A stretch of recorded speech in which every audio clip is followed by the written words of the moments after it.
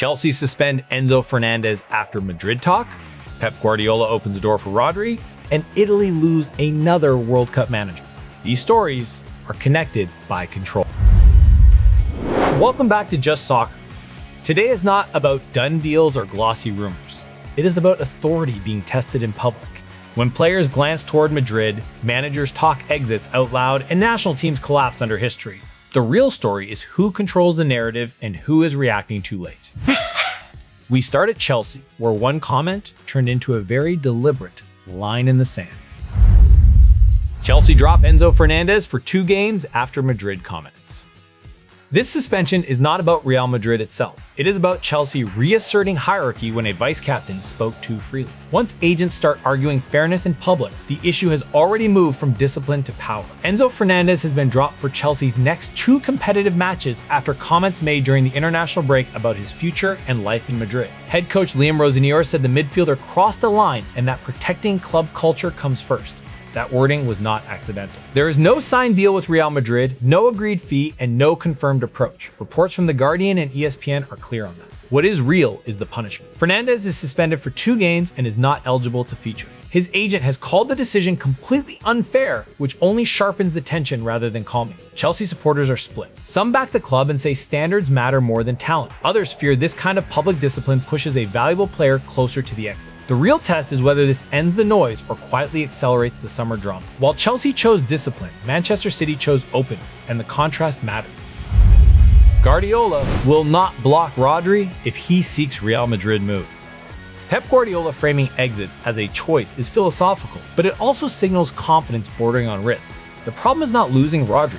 It is replacing a role that barely exists elsewhere. Rodri remains a Manchester City player and a cornerstone of their push for another domestic double. Yet Pep Guardiola has stated that if the midfielder wants to join Real Madrid and is unhappy, the club will not block the move. At the same time, Guardiola stressed his desire for Rodri to stay as long as possible. There is no transfer fee agreed and no formal request submitted. This is positioning. Guardiola has always believed players should not be trapped. That approach has brought harmony before, but Rodri is not a normal case. He is the tactical anchor that allows chaos ahead of him. City fans are understandably uneasy. You can replace goals or pace. Replacing control is harder. Real Madrid rarely force decisions. They wait until conditions feel inevitable, then step in. From club leverage to national collapse, the consequences get heavier fast.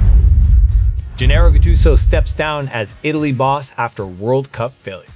This resignation is about Italy, not just Gennaro Gattuso. Missing 3 World Cups is not misfortune. It is institutional failure. Gennaro Gattuso has stepped down as head coach of Italy national team after failing to qualify for the 2026 World Cup. He was not sacked, he resigned. The numbers are stark. Italy have now missed the World Cup in 2018, 2022, and 2026. For a 4-time world champion nation, this is not just embarrassing, it is existential. Supporters are furious, and calls for a complete overhaul of the Italian Football Federation are growing louder. The anger goes beyond one campaign and targets years of short-term thinking and stalled development. Gattuso leaving feels inevitable, but it fixes nothing on its own. Italy do not lack emotion or identity, they lack structure and continuity. Until that changes, the next coach inherits the same cracks. Back in England, both sides of Manchester are circling the same rising profile. Manchester City and Manchester United. Linked with Elliot Anderson. When City and United chase the same homegrown midfielder, it is strategic, not coincidental. Elliot Anderson represents timing as much as talent. Elliot Anderson, currently at Nottingham Forest, is attracting interest from both Manchester City and Manchester United. BBC Sport and Sky Sports report that both clubs see him as a valuable homegrown option with versatility. His market value has reportedly tripled since his move to Forest, which explains the urgency. He is not a superstar name yet, and that is precisely the appeal. Buy before the spotlight explodes. Forest fans appear realistic about the interest but firm on one point. If he goes, they want a record fee. There is no agreement and no confirmed price, but 2 giants watching the same player always changes the market psychology. In Spain, pressure has shifted sharply onto a familiar Premier League figure. Hansi Flick urges Marcus Rashford to step up following Rafinha injury. This loan was always about reset for Marcus Rashford. Now it is about delivery. With Rafinha injured, Barcelona need output, not promises. Marcus Rashford is currently playing for Barcelona on loan from Manchester United and is expected to start the next 5 matches as the primary left-sided attacker after Rafinha suffered a significant injury. Hansi Flick has publicly challenged Rashford to take more responsibility. This is a tactical demand, not motivational fluff. Without Rafinha stretching play, Barcelona need direct threat and consistency from the left. Flick is testing whether Rashford can carry that burden in La Liga. Supporters are intrigued but cautious. They have seen flashes, not dominance. For Rashford, this stretch is an audition that shapes how his future is discussed when the loan ends. We end where we began, with Chelsea and a recruitment plan that never pauses. Chelsea linked with move for Valentin Barco from Strasbourg. Chelsea's multi-club strategy is becoming sharper, not quieter. Valentin Barco fits the model perfectly, which is both exciting and concerning.